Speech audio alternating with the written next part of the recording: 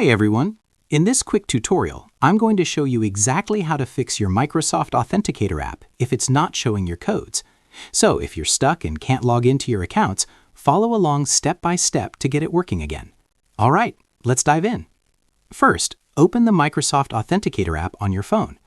In the top right corner, tap the three dots to open the menu. Now tap on Security Notifications.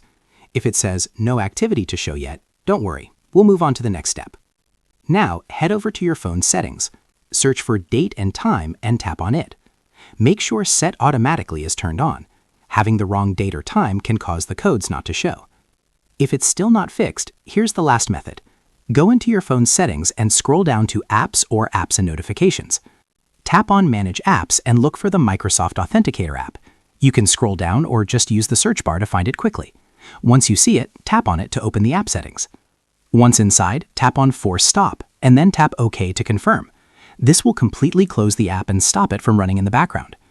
After that, tap on Storage. Then tap Clear Data and select Clear Cache, then confirm.